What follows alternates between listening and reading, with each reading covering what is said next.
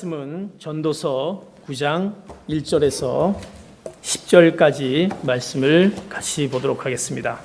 전도서 9장 1절에서 10절까지 교독하겠습니다. 제가 1절, 여러분들이 2절 이렇게 교독하겠습니다. 내가 이 모든 것을 생각하고 나서 결론을 내리기는 의인들과 지혜로운 사람들과 그들이 하는 일은 모두 하나님의 손에 달려 있고 그 누구도 자기 앞에 놓인 것이 사랑인지 미움인지 알지 못한다는 것이다. 모든 사람 앞에 놓인 운명은 다 같다. 의인이나 악인이나 선한 사람이나 나쁜 사람이나 정결한 사람이나 부정한 사람이나 희생제물을 드리는 사람이나 드리지 않는 사람이나 다 마찬가지다. 선한 사람도 똑같고 나쁜 사람도 똑같고 맹세하는 사람도 똑같고 두려운 마음에 똑같다. 이것은 해 아래서 일어나는 모든 일들 가운데 악한 것이다. 모든 사람의 운명이 다 같으니 곧 사람들은 마음이 악으로 가득 차서 미친 듯이 살아가다가 결국 죽은 사람들에게로 돌아가는 것이다. 무엇이든 살아있는 쪽에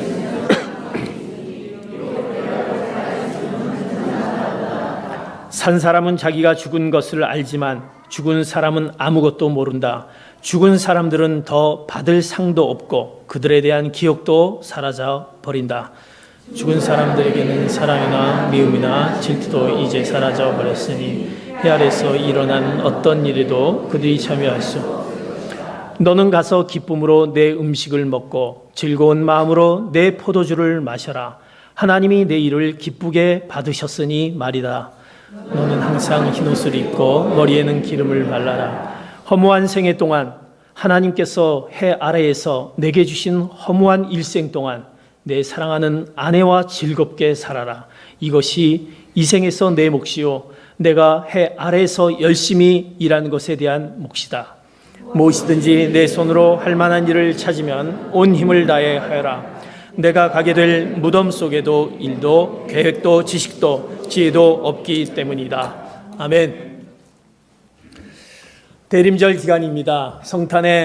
성탄주의를 이제 우리가 준비하며 예수님의 오심을 기다리는 그 강림절, 대림절 기간의 이제 세 번째 대림절 기간입니다. 우리가 기다리는 마음과 우리가 대림절 기간에 우리가 지난주에 얘기했던 회개와 돌이킴을 통해서 하나님과의 진정한 회복, 그 회복을 통해서 또 주님의 오심을 우리가 맞이하게 됩니다. 하나님과의 진정한 회복은 말씀 가운데 우리가 늘 있어야 될 것이고 그 말씀을 마음 가운데 새길 때 우리는 하나님에게로 회복할 수 있습니다. 그 회복은 진정한 우리의 회개를 통해서 나타낼 수 있는 것입니다. 그 회개는 돌이킴을 통해서 내 삶의 변화를 통해서 일어나는 진정한 회개를 말씀하고 있습니다. 그러면서 우리에게 그 회복이 왔을 때 하나님께서는 우리 가운데 그 응답해 주시고 그 응답의 말씀을 해 주시고 우리에게 더한 축복을 더해 주신 것을 보게 됩니다. 그 놀라운 그 희망의 메시지, 대림절 기간의 희망의 메시지가 결국 우리는 복음을 전파하는 자의 사명을 감당하게 됩니다. 기다림의 희망의 메시지, 그리고 회개와 돌이킴의 희망의 메시지, 그것이 대림절 기간에 우리가 첫째 주와 둘째 주에 갖고 있는 대림절 기간이고 오늘은 셋째 주, 대림절 초를 우리가 세 개의 초를 오늘 세 번째 초를 우리가 키우면서 결국 우리는 또 주님의 재림을 기다리는 희망의 메시지를 우리에게 오늘 말씀해 주고 있습니다. 하늘 보좌를 떠나 이 땅에 오신 주님, 2000년 전에 이 땅에 오셔서 그 주님을 우리가 정말 처음 오심과 그 오심을 우리가 환영하며 기다리며 그 마음과 더불어 이제 오셔서 우리 죄를 위해서 돌아가시고 그리고 부활하시고 이제 다시 오실 주님에 대한 그 재림의 주님을 기다리는 희망의 메시지가 대림절 기간에 우리에게 주는 메시지인 것입니다. 주님의 재림은 역사의 종말일 뿐만 아니라 구원의 완성인 그런 사건인 것입니다. 그러기에 이 기간에 대림절 기간에 우리는 그런 재림의 모습, 주님의 그 재림을 기다리며 또 우리는 그 희망의 메시지를 전하게 됩니다. 오늘 그 가운데 주님께서 우리를 위해서 죽으셨는데 그 죽음을 통한 그 죽음 앞에 선 그 희망의 메시지를 통해서 대림절에 우리의 그 희망의 메시지를 갖기를 원합니다. 오늘 본문 말씀은 전도자가 이제 말씀을 전하는 전도자가 모든 사람은 죽음이라는 동일한 운명을 맞이하게 되게 됩니다.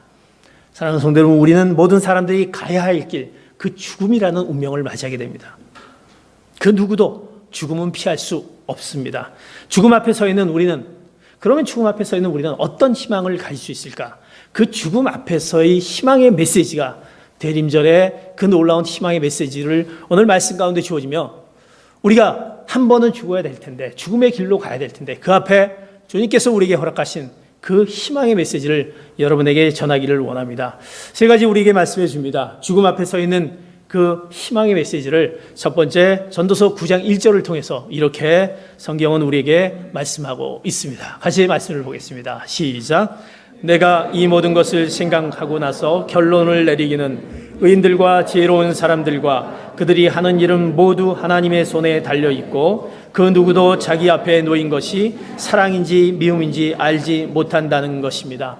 죽음 앞에서의 희망의 메시지는 첫 번째로 죽음 앞에서 우리는 하나님의 사랑을 알게 하는 희망의 메시지를 우리에게 전해주십니다. 죽음 앞에서 하나님의 사랑을 알게 한다. 오늘 전도서에 보면 전도자는 인생의 문제에 대해서 관찰하고 성찰하는 가운데 아주 중요한 진리를 그가 발견하게 됩니다.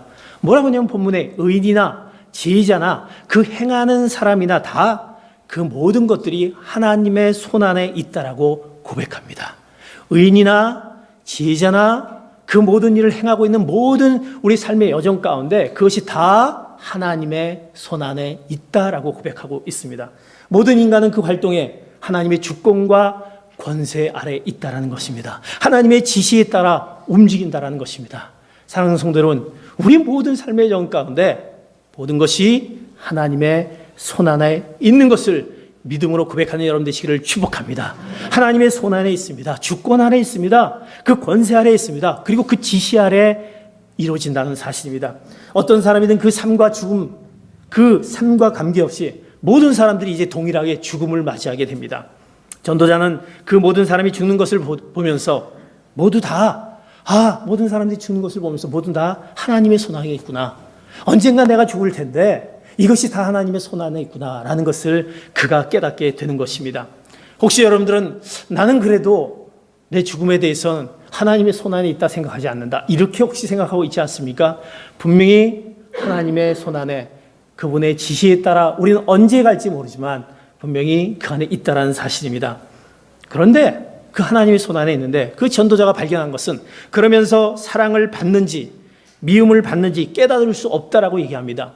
죽음 안에 있고 손 안에 있는데 이 사람이 사랑을 받는지 이 사람이 미움을 받는지 이것을 알 수가 없다라는 의미입니다. 그것은 뭐냐면 다 죽음을 피할 수 없다라는 것입니다. 누구든 하나님의 손 안에 그 죽음을 피할 수 없는 존재가 우리의 것입니다. 그러기에 우리도 그 죽음을 겪게 됩니다. 죽음이 찾아오게 됩니다. 분명히 알고 있습니다.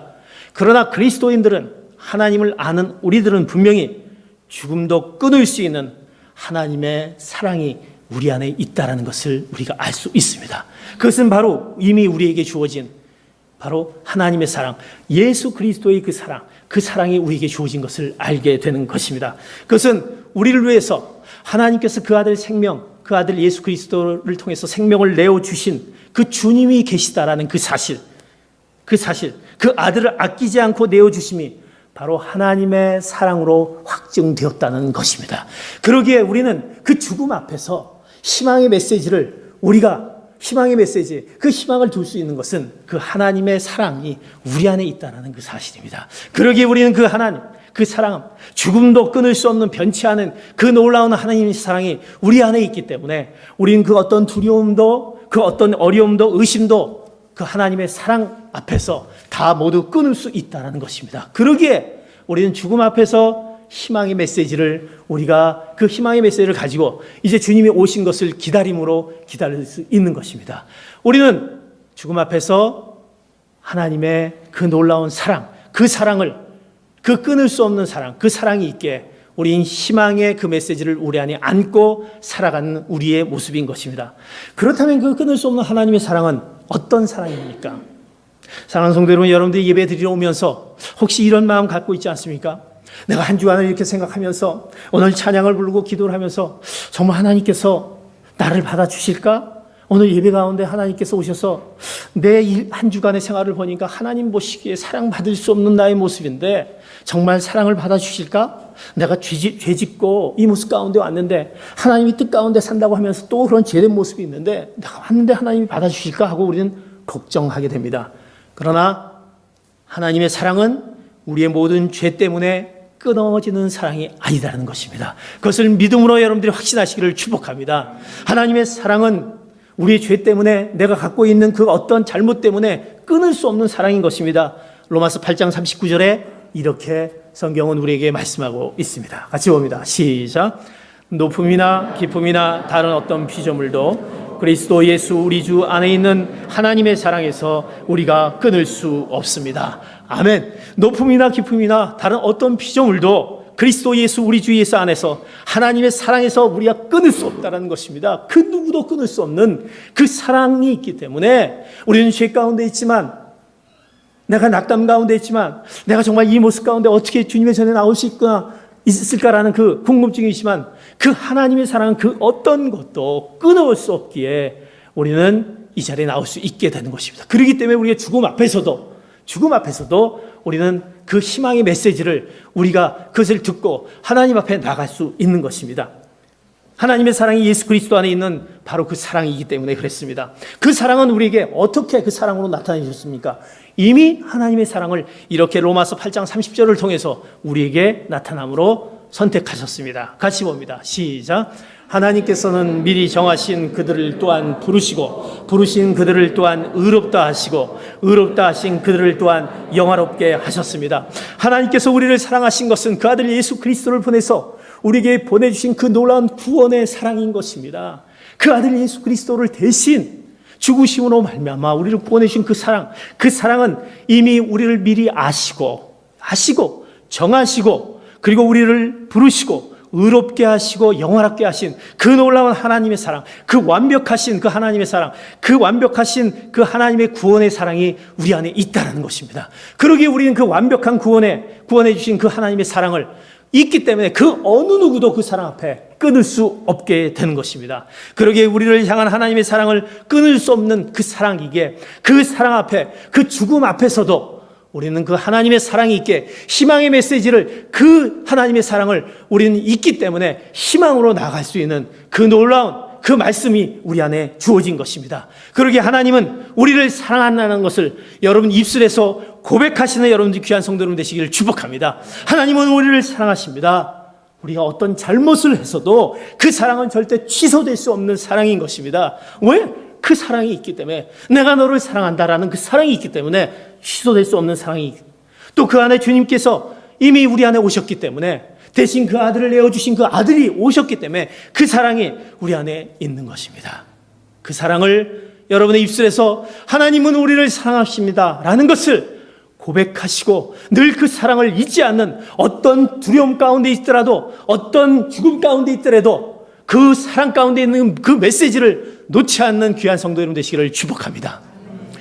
제가 아는 그 권사님이 계십니다. 그 권사님이 이제 거의 한 80이, 지금 80 정도 되실 것 같습니다. 그런데 그 권사님이 이제 어머님 얘기를 저한테 이제 해준 적이 있었습니다. 그래서 제가요, 목사님 그 어머님인데, 그 어머니, 제 어머님이 아주 좋아하는 그 찬송가가 있습니다. 누구나 우리에게는 찬송가를 좋아하는 그 애창곡이 있지 않습니까? 여러분들, 내가 좋아하는 찬송가가 뭔가라는 걸 한번 생각해 보시기 바랍니다. 그 순간 여러분들 마음속에 찬송가 뭐가 있지? 뭐 이러면서 고민하고 계시는 거 아닙니까? 찬송가, 내가 좋아하는 그 찬송가가 뭐가 있나? 그 권사님의 어머님이 좋아하는 찬송가 뭐였냐면 바로 우리 예수 사랑하시면, 찬송가 411장 예수 사랑하시면, 여러분들 아마 우리가 어린 주일학교 때 가장 많이 불렀던 예수 사랑하시면 이 노래 많이 부르지 않았습니까? 이 찬송가는 사실 이거는 어린이들이 가장 부르는 애송곡입니다. 그 찬송가는 죽어가는 한 어린이가 있는데 그 어린이의 그 선생님이 그 어린이에게 불러주는, 그 어린이에게 주는 시의 내용이 바로 예수 사랑하시면입니다. 예수 사랑하시면. 거기 가사 내용에 여러분들 한번 그 속으로 한번 생각해 보시기 바랍니다. 예수 사랑하시면 어떤 내용이 있습니까? 예수 사랑하시면 나의 죄를 씻어주심. 예수 사랑하시면 나의 죄를 씻어준다. 예수 사랑하시면 나 사는 동안 함께 하신다. 예수 사랑하심은 내가 연약할 때 나를 더 귀히 여기신 그 예수 사랑하십니다. 예수 사랑하심은 세상 떠나가는 날 어떻게 됩니까? 천국 가게 하신다. 이것이 바로 예수 사랑하심 그 찬송가였습니까? 그 어머님은 그거를 찬송을 부르면서 늘 저에게 불러줬습니다. 우리 어머님은 예수 사랑하심은 마지막 돌아가실 때 그 찬양을 부르면서 예수 사랑하심은 그걸 불렀다고 하면서 목사님, 저는 이 찬송가가 너무 좋아요. 제가 이렇게 부족하고 연약하지만 예수님의 사랑이 있기 때문에 저는 나의 죄를 씻겨주십니다. 제가 연약할 때 나를 귀하게 여겨주십니다. 나 사는 동안 함께 하십니다. 항상 함께 하십니다. 내가 죽는 날 내가 천국 가게 하신다라는 그 확신이 있습니다. 그것이 바로 하나님의 사랑입니다. 전 그러기에 그 예수 사랑하심, 하나님의 사랑을 저는 놓칠 수 없습니다. 그 희망이 있기 때문에 내가 하나님을 붙잡습니다. 영원히 변치 않는 그 하나님의 사랑, 그러기에 내가 그 하나님을 바라보고 있습니다. 하나님을 늘 의지합니다 라고 그 고백하는 것을 들었습니다. 사랑하는 성도 여러분, 죽음 앞에서 주는 우리의 희망의 메시지는 하나님의 사랑, 그 사랑을 알게 하는 것입니다. 그 사랑이 여러분 가운데 늘 잊혀지지 않고 여러분 마음 가운데 늘 삶을 살면서 어떤 경우라도 그 하나님의 사랑이 우리 가운데 있기에 내가 연약하더라도 그 사랑이 우리 가운데 떠나지 않는 것을 기억하면서 그 하나님을 온전히 의지하며 바라보시는 귀한 성도 여러분 되시기를 축복합니다. 죽음 앞에서의 희망의 메시지는 하나님의 끊을 수 없는 사랑인 것입니다. 두 번째, 죽음 앞에서의 사랑은 이렇게 성경은 얘기합니다. 전도서 9장 4절의 말씀 이렇게 말씀하고 있습니다. 같이 봅니다. 시작. 무엇이든지 살아있는 쪽에 기어있으면 소망이 있으니 비록 개라도 살아있으면 죽은 사자보다 낫다. 두 번째 전도자가 오늘 말씀해 주시는 죽음 앞에서의 사랑은, 죽음 앞에서의 희망의 메시지는 죽음 앞에서 참 생명의 가치를 깨닫게 하는 희망의 메시지를 우리에게 준다라는 것입니다. 이 대림절 기간 죽음 앞에서 참 생명의 가치를, 오늘 본문에 보면 무엇이든지 살아있는 쪽에 끼어있으면 소망이 있다, 살아있으면 소망이 있다 얘기합니다. 그러면서 그 비유를 이런 속담을 통해서 인용합니다. 비록 개라도 살아있으면 죽은 사자보다 낫다 이렇게 얘기합니다.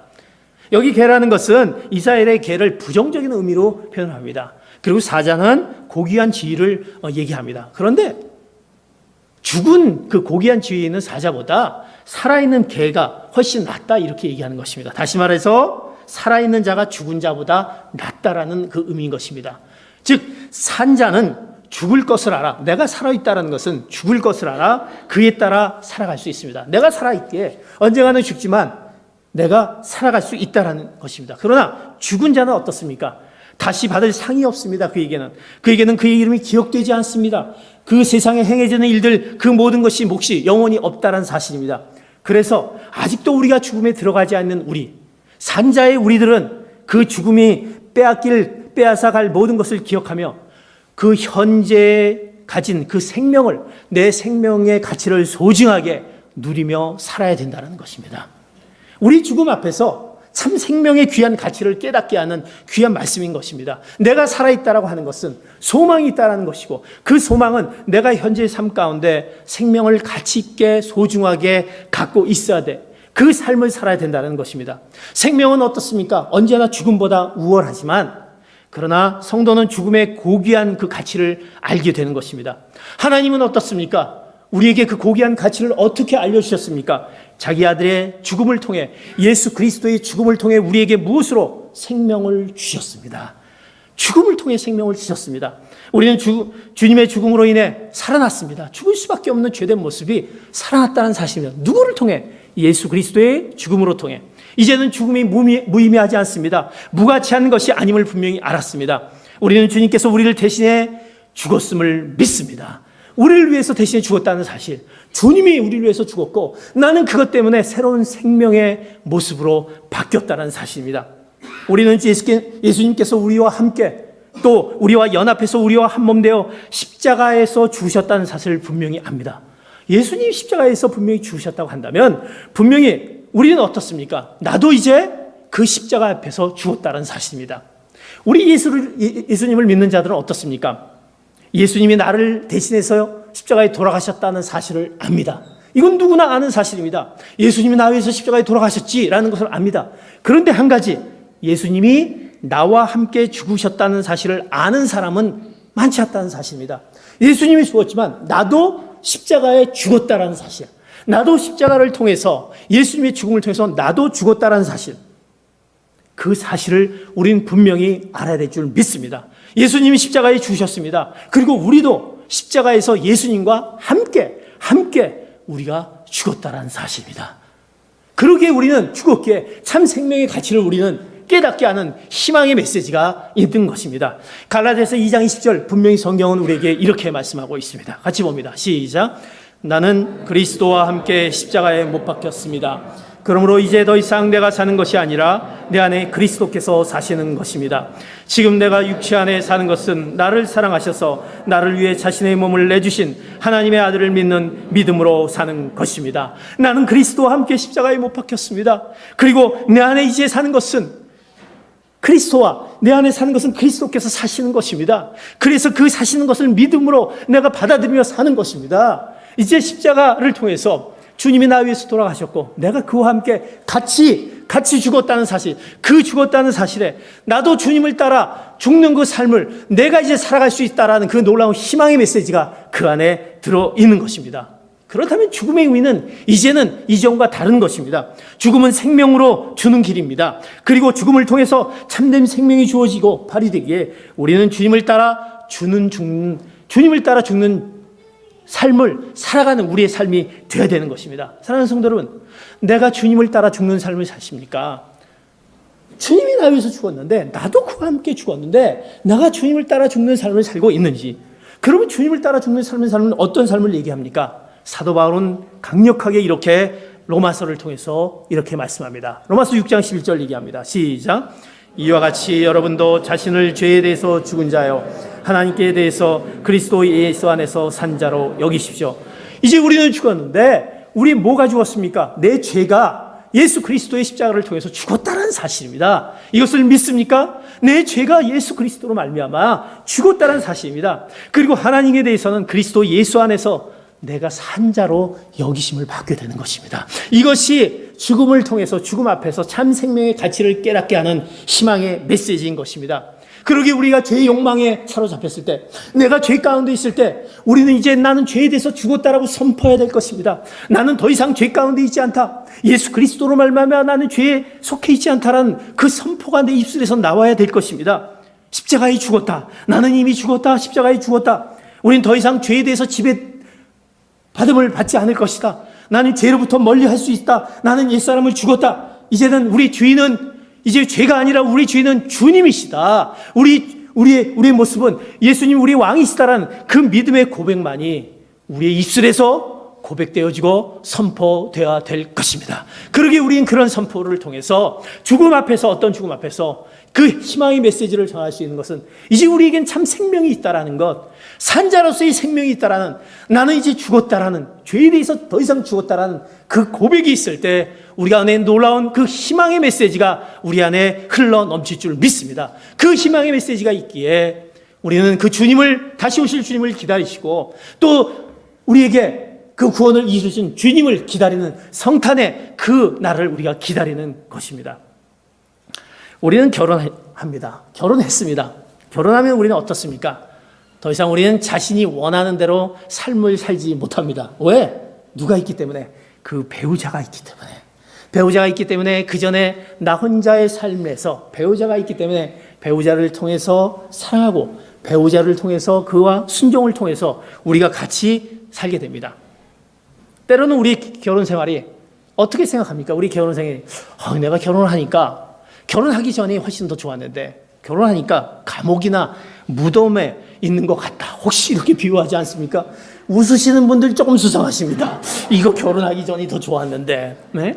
내 배우자가 생기면서 이제는 내가 갖고 있는 내 결혼하면서 내 자아가 이제 죽게 되는 것입니다. 자아의 그 모습이 그 죽음의 모습으로 요구하게 되죠. 그러다 보니까 그 배우자와 더불어 삶을 살게 되니까 자아의 죽음이 우리는 행복으로 이어져야 할 텐데 자아의 죽음이 불행이 돼서 이 불행이다라고 생각할 수 있습니다.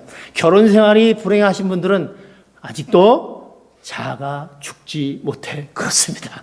내가 죽는다고 한다면 우리 결혼 생활은 정말 행복한 결혼 생활이 될 수 있습니다. 이제는 내가 내 몸이 아니라 한 몸이 이루는 한 한 가정이 이루고 이제 그를 생각하기에 우리는 한 몸이에 내가 죽기에 그 결혼 생활은 행복으로 오는 것이죠. 내가 행복하지 못하다. 행복하다라는 것은 아직도 내가 죽지 못해서 아직도 내가 살아있어서 그래서 그 결혼 생활이 행복과 불행의 요소가 될 수 있다는 것입니다.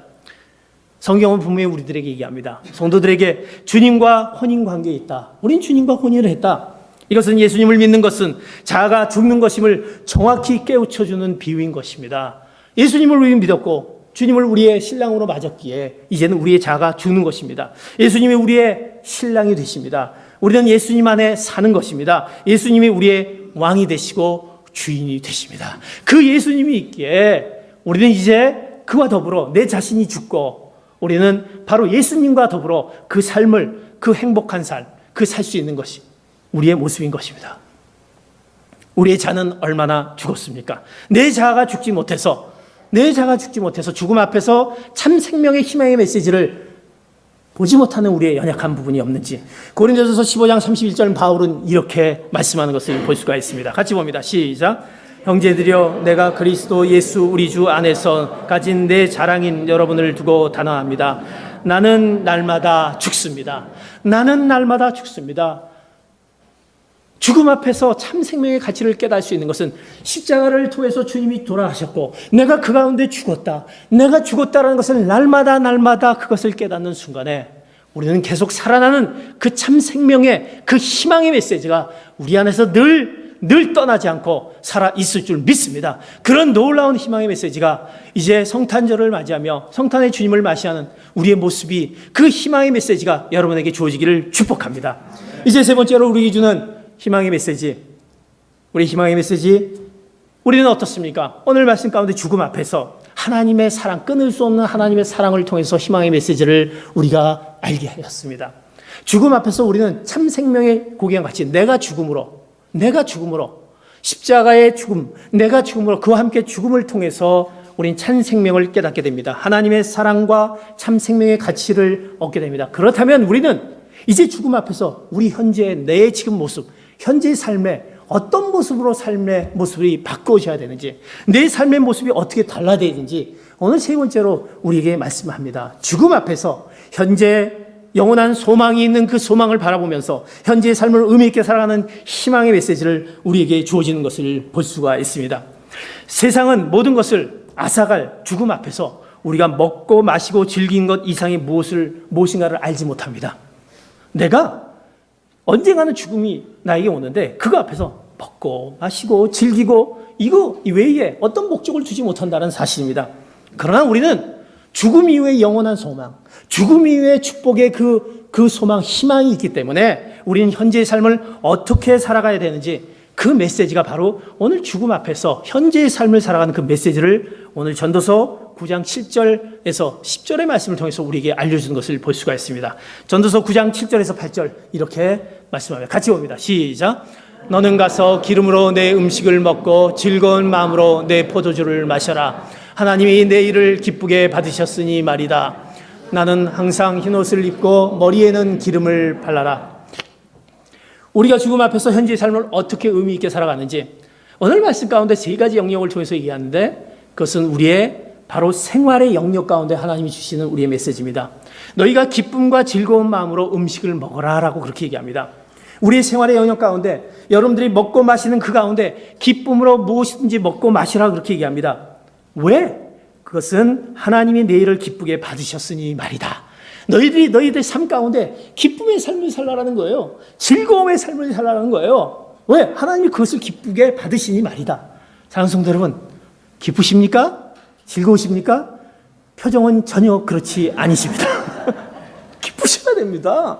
즐거우셔야만 됩니다. 우리 믿는 성도들은 죽음 앞에서도 희망의 메시지를 주는 하나님께서 우리에게 기쁘라고 말씀하셨어요. 즐거우라고 그 생활 가운데. 왜? 그거를 하나님께서 받으신다는 말이다라고 얘기했습니다. 너는 항상 흰옷을 입고 머리에는 기름을 발라라. 순결한 삶을 살아라고 말씀하고 있습니다. 하나님이 주신 인생의 모습, 하나님이 우리에게 인생을 줬던 것은 우리를 기쁘게 살기 위해서 너희 기쁨의 삶을 통해서 내가 영광받기를 원하시는데 왜 기쁘게 살지 못하는 거예요? 즐겁게 하라. 먹고 마셔라라는 거예요. 먹고 마셔라. 이런 순간 와, 먹고 마셔라고 얘기했어? 이제 먹고 마시는 거야? 막 이렇게 생각하면서 오해하시는 분이 있어요. 우리의 생활 가운데 무절제와 방종을 허용하는 것은 이게 아닙니다. 우리가 수고한 거에 대해서, 정말 우리가 수고한, 내가 자기 손으로 수고한 거에 대해서 내가 가진 것으로 만족하면서 기쁘게 즐거움으로 가는 거예요. 내가 왜 만족하지 못합니까? 즐거우지 못합니까? 도대체 마음에 들지 않는 거예요. 지금의 모습이 마음에 듭니다. 내가 이렇게 됐으면 이 정도 돼야 될 텐데 왜 즐겁지가 않다. 채워지지 않는 우리의 그 욕망, 욕구 때문에 우린 즐거움이 없다라는 거예요. 그러나 지금 현재 즐겁고 이것을 하나님이 기쁘게 받으시니, 내가 지금 이렇게 형편이 좀 부족하고 형편이 잘 풀리지도 않고 어려운 가운데 있어도 하나님이 그거를 기쁘게 받으시니까 즐거워하라는 거예요. 기뻐하라는 거예요. 그럴 때 하나님께서 그것을 통해서 영광 받으시고 하나님이 기뻐하신다라는 거예요. 먹고 마시든지 무엇을 하든지 거기까지는 우리가 잘 이용합니다. 그 다음이 뭡니까? 하나님의 영광을 위해서 하라는 건데 우리가 그건 생각하고 하지 않고 먹고 마신다는 거예요. 제 얘기가 아닙니다. 성경은 고린도서 10장 31절에 이렇게 분명히 얘기합니다. 시작. 그러나 여러분은 먹든지 마시든지 무엇을 행하든지 모든 것을 하나님의 영광을 위해 하십시오. 하나님의 영광을 위해서 하는 그 모든 먹고 마시고 우리의 즐거움이 하나님을 기쁘시게 하고 그 영광이 되면 우리에게 더한 축복이 된다는 거예요. 사랑하는 성도 여러분, 즐거운 생활 가운데 즐거운 여러분의 가정, 즐거운 여러분의 모든 영이 되시기를 축복합니다. 기쁘시길 바랍니다. 그리스도인들은 기쁨이 있어야 됩니다. 어떻게든 기쁨이 있어야 됩니다. 믿지 않는 자들과 다른 게 무엇입니까? 우리는 그 희망의 메시지를 우리에게 전해주시는 그 주님, 그 하나님이 있기에 즐거움으로 나가는 것입니다. 먹을 때, 마실 때, 그 무엇을 할 때 즐거움으로 여러분들이 하나님의 영광으로 해서 그 생활 가운데 임하실 여러분들 되기를 축복합니다. 그러면서 이제 주님께서 우리에게 주시는 전도서 9장 9절에 두 번째 이렇게 얘기합니다. 같이 봅니다. 전도서 9장 9절 시작. 허무한 인생 동안 하나님께서 왜 헤아려서 내게 주신 허무한 일생 동안 내 사랑하는 아내와 즐겁게 살아라. 이것이 이 생에서 내 몫이요 내가 해 아래에서 열심히 일한 것에 대한 몫이다. 생활에 대한 기쁨과 즐거움이 있으면서 이제는 사랑하는 아내와 즐겁게 살아라는 가정의 영역에 대해서 이렇게 말합니다. 사랑하는 성도 여러분, 즐겁게 살라는 제안은 가정의 영역에서 이렇게 제안을 주는데 특별히 우리 인생의 배우자, 아내에 대한 그 즐거움을 강조하고 있습니다. 사랑하는 성도 여러분, 우리 아내를 즐겁게 해야 되는 것입니다. 남자분들 동의를 안 하시는군요. 아내를 즐겁게, 그 아내와 그 내 사랑하는 아내와 즐겁게 살아가는 것입니다. 굉장히 중요하다는 것입니다. 부부관계는 하나님이 주신 창조 질서인 것입니다. 하나님께서 이미 맺어주신 부부인 것입니다. 가정과 사회를 구성하는, 유지하는 가장 기본적인 관계가 부부라는 것입니다. 그런데 내 아내, 내 남편 얼마나 즐거워야 되는지. 제가 이번 주 이제 어제였습니다. 토요일이었는데 저희가 이제 새벽 예배를 이제 끝나고 나면 이제 남성분들이 이제 새벽 예배 끝나고 기도하고 나면은 우리가 도넛 집에 가서 도넛과 커피를 이렇게 마셔요. 그게 가장 또 저렴하거든요. 그래서 이제 거기 가서 이제 우리가 커피와 도넛을 먹는데, 그러다 이제 뭐 주로 남자분들이 같이 이제 얘기를 하게 됐습니다. 이렇게 막 얘기하면서 뭐 이렇게 쭉 얘기하다가 하여튼 그냥 뭐 같이 모여서 얘기하는 그 모임 속에서 아주 굉장히 좋은 저희들이 아주 그 교훈을 많이 받아요. 근데 거기서 아주 특별한 사실을 제가 또 알았어요. 뭐 여러분들 알고 있지 모르지만 이게 남자와 여자를 이 의학적으로 하나님이 이렇게 구별하였을 때 남자보다 여자들이 굉장히 더 그 신체적으로 구조가 복잡하다고 합니다. 이 뇌 부분부터 모든 부분들이. 여러분 그거 아셨습니까? 남자는 굉장히 단순하대요. 근데 여자분들은 굉장히 복잡하다고 한답니다. 그래서 남자는 단순한 거예요. 냉장고를 딱 열면 자기가 먹는 것밖에 안 보이는 거예요. 남자들은. 근데 여자분들은 냉장고를 딱 열면 전체가 다 들어오는 거예요. 다 들어와서 오늘 뭐 아침은 뭐 먹을까? 점심은 뭐 먹을까? 저녁을 뭐 그게 하나 딱 와서 메뉴가 딱 나오는데 남자는 우유 먹어야지, 빵 먹어야지, 이거 그냥 다 는다. 그래서 물어보면 당신 거기 뭐 있어? 그거 있었어? 이렇게 얘기하는 게 남자다라는 거예요. 단순하죠. 이제 그런 부분들을 하면서 그런 구조에 있으면서 어느 우리 성도님이 그렇게 얘기하더래요. 하나님이 제가 많이 이렇게 생각을 했는데 하나님이 그 창조할 때 누구를 먼저 창조했습니까? 남자를 창조했어요. 남자를 창조했는데 왜 여자를 창조했을까? 이게 많이 이제 고민이 되는 거예요. 근데 이제 그 성도님이 참 아주 멋있는 얘기했어요. 이럴 때 자기가 많이 고민을 했대요. 막 고민하고 연구해서 보니까 남자를 딱 창조했어요. 딱 창조해서 보니까 영 시원찮은 거예요. 시험사는 거예요. 남자를 딱 창조했는데, 아니, 이건 남자를 창조했는데, 이게 영 믿을만 하지는 못한 거예요. 이거 남자가 이거 제대로 할 수 있을까? 이거 혼자서 해다가는 뭐가 제대로 안 될 것 같은 느낌이 드는 거예요. 그래서 하나님이, 이거 안 되겠구나. 그래갖고 이제 하여튼 뭐 거기서 하는 부분을 통해서 여자를 창조하게 되면서 이제 가정이 가꿔지면서 이제 제대로 된 뭔가의 삶의 모습을 보여주게 됐다는 거예요. 자, 그렇다고 한다면 우리 아내들이 얼마나 중요합니까? 아내를 즐겁게 하지 않으면 그 가정이 어려움이 많습니다. 아내가 즐거워야죠. 가정이 있어요. 여러분 생각해 보세요. 그래서 이제 우리 남자분들 중에서 그 분이 그러더래요. 요새 제가 굉장히 외로움을 많이 타요. 왜요? 아니, 제가 집에 가도 저를 뭐 쳐다도 보질 않아요. 그냥 아내와 애들이 자기네끼리 말고 뭐, 아빠 왔어? 뭐 이러고, 그리고 뭐 이렇게 막 얘기하고 전혀 두지 않는다는 거예요. 그래서 아니, 왜 나를 이렇게, 내가 그래도 열심히 일을 하고 말이야. 가정을 위해서 하는데 왜 이러냐?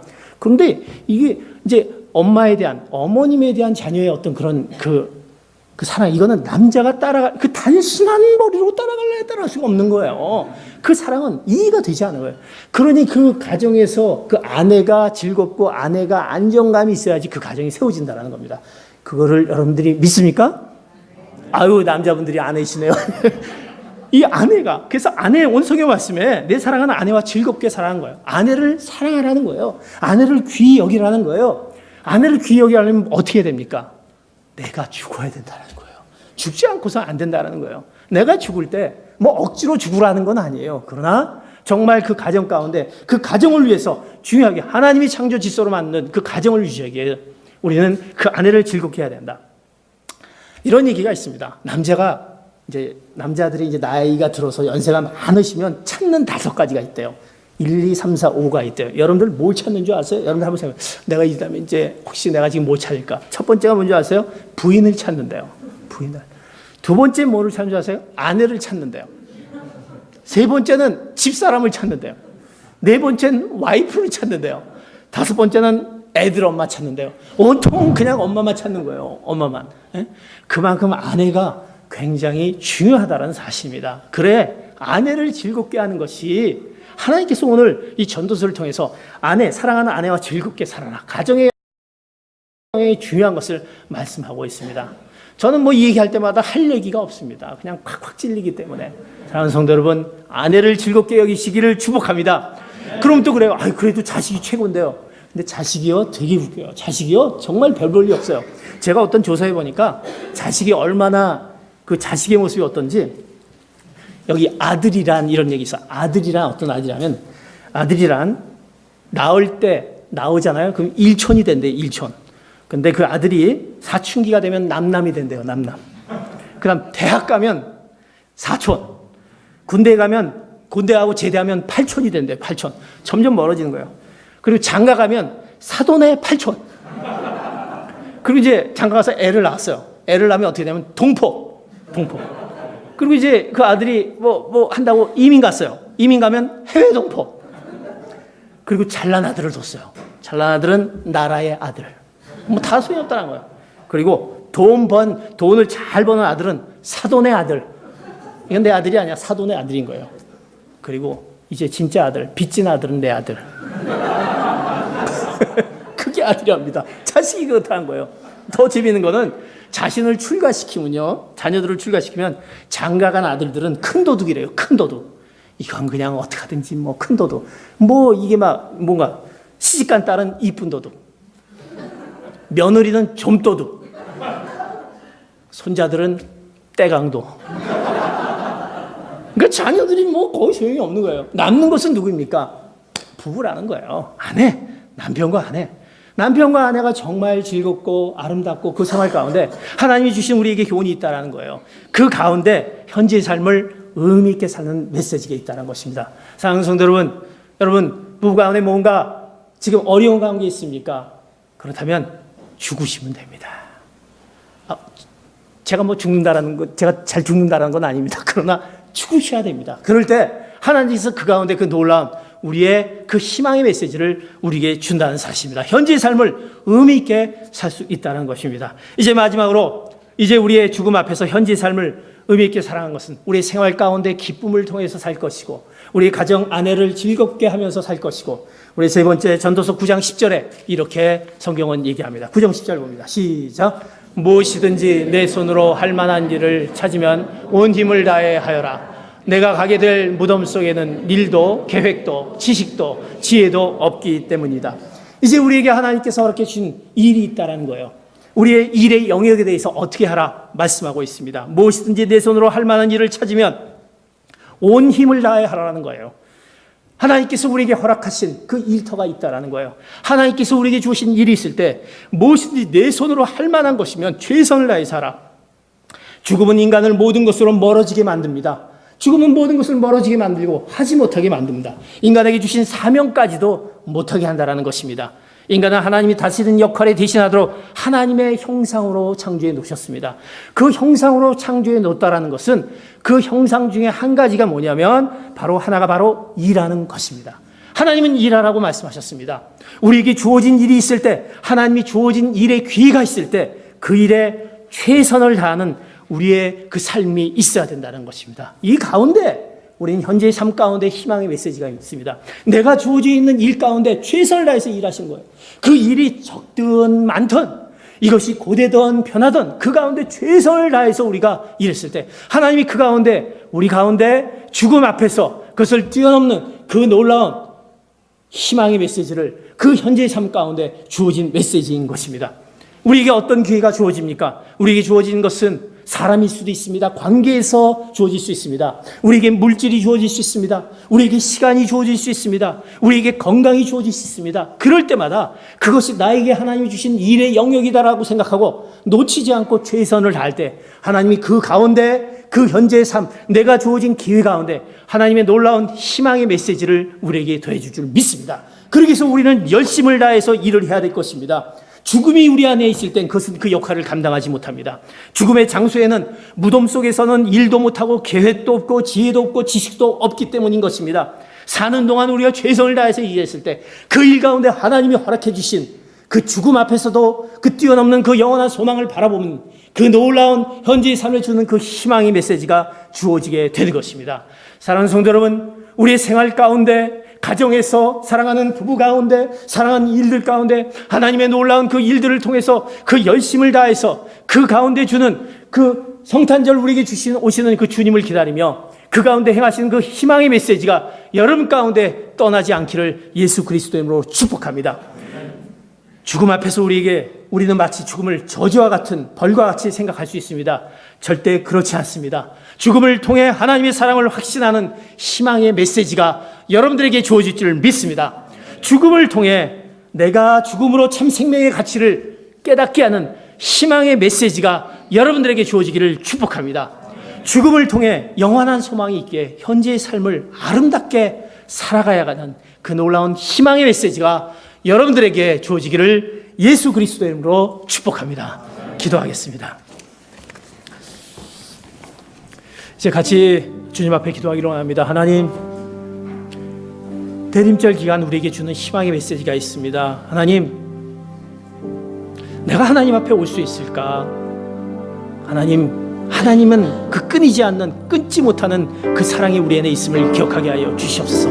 그 하나님의 사랑, 그 사랑을 깨닫는 그 희망의 메시지를 기억하게 하여 주시고, 우리가 어떤 죽음 앞에서라도 참된 생명의 가치를 깨닫는 그 희망의 메시지를 깨닫게 하여 주시고, 현재의 삶에 어떤 상황 가운데 있을지라도 우리에게 소망을 허락해 주시는 그 생활 가운데, 가정 가운데, 우리 부부 가운데, 일의 터전 가운데 주신 그 희망의 메시지를 잃지 않도록 주님, 저에게 이 대림절 기간에 저에게 찾아와시고 그 희망의 메시지를 저에게 늘 품게 하여 주시옵소서. 우리가 주님 앞에 같이 동성으로 그것을 생각하면서 하나님, 희망의 메시지, 그 주님께서 우리에게 허락하신 그 희망의 메시지를 잃지 않게 하여 주시옵소서. 같이 동성으로 기도하시겠습니다.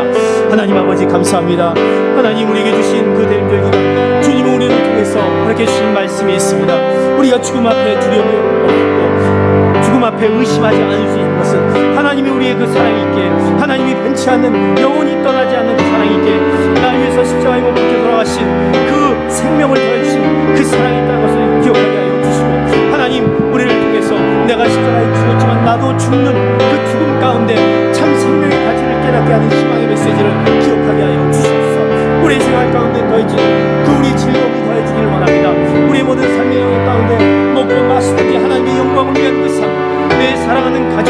사랑하는 하나님, 남편, 자녀들을 향한 그 가정을 소중히 여기는 그것을 희망의 메시지를 잊지 않도록 도와주시고, 우리 주어진 일 가운데 하나님 감사합니다. 이 감사함으로 나는 그 희망의 메시지만이 저에게 있게 하여 주시옵소서. 주님을 기다립니다. 주님을 갈망합니다. 우리 가운데 주님 그 희망의 메시지가 떠나지 않게 하여 주시옵소서. 하나님 감사합니다. 하나님의 사랑 잊지 않게 하여 주시옵소서. 참 생명의 가치 잊지 않게 하여 주시옵소서.